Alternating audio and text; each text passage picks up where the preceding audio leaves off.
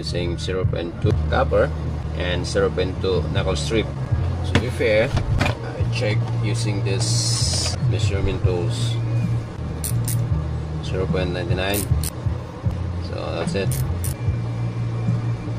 The nickel plate went to